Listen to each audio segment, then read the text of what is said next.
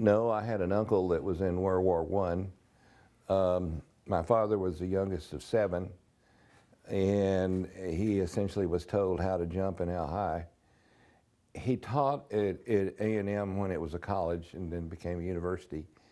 And he was asked to stay on until the end of the school year. And in the process, he had bad eyesight. He was given a direct commission, and all the direct commissions were given out. So he didn't, and he had a family, so he stayed and taught typing at a Navy business school there at A&M. And A&M being a hawkish institution, I can't remember, it had 6 Medal of Honor winners, 19,000 officers, and a whole slew of things. And during his career after World War II, there was subtle chastisement for that. And so that's kind of one reason that I went in the military, because of the subtle harassment he got for not going in a popular war. I do want to tell you a couple of things. I knew that I was prime beef because I was single. This was back during the buildup of the Vietnam era. And I had, my senior year, I started talking to the recruiter. A&M was a big ROTC institution. But you know, you make some mistakes, and so I got out of the ROTC, and so I decided they had a program called College Op where you could go through basic AIT and OCS and become an officer and gentleman.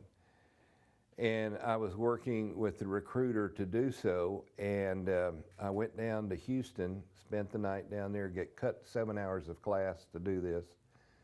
I was supposed to take a psychological test and go before a panel of 3 officers.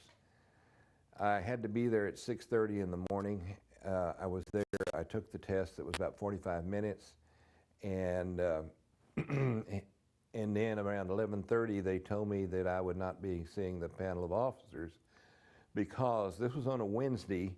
On Friday, Cassius Clay, you know, Muhammad Ali as we know it, was coming to Houston to change his draft board to Houston, and that was at the time he refused to take the oath. So one sergeant didn't tell the other sergeant that was working with me and my sergeant.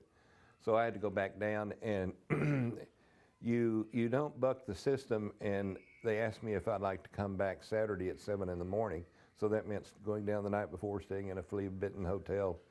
And I told them I'd come back at 10, which was not real smart, but I did, and they accepted me. I guess they were in so desperate need. And I went in, and it's kind of interesting about how the Army operates.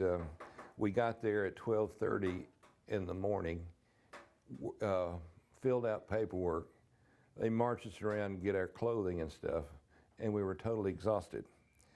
And I started getting taken, you know, within the first 6 hours I was there. We had a Corporal Cutter or Cutler that was taking us around, and he said, well, I'll be leaving the military, and could y'all help him out? So we all gave him anywhere from $2 to $20 a piece, and I don't think he ever got out, but he got and if he you know, took people around at the reception center, I guess as they called it, he was making lots of money, tax-free. It's kind of funny, the Army takes you to one part of the country so you can't, you know, go AWOL and leave. So I went to Fort Dix. And Fort Dix, there's an air base across the street. So 24 hours a day, the jet engines were blaring and it was hard to sleep. But after a while, you went right through that. I went in August, started my basic training. We got to basic training. They ran us up and down the stairs 3 times, scared us to death. This was at Dix? Yes, at Dix.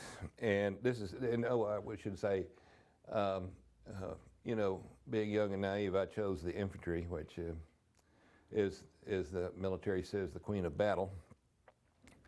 And it was interesting. There was always a few people when we went out on bivouac and didn't get to shower for 4 or 5 days. First thing you want to do was hit the showers and shave. And we had an inspection the following day on Saturday, and there were some that wouldn't shower, wouldn't shave, and we introduced them to Babo parties.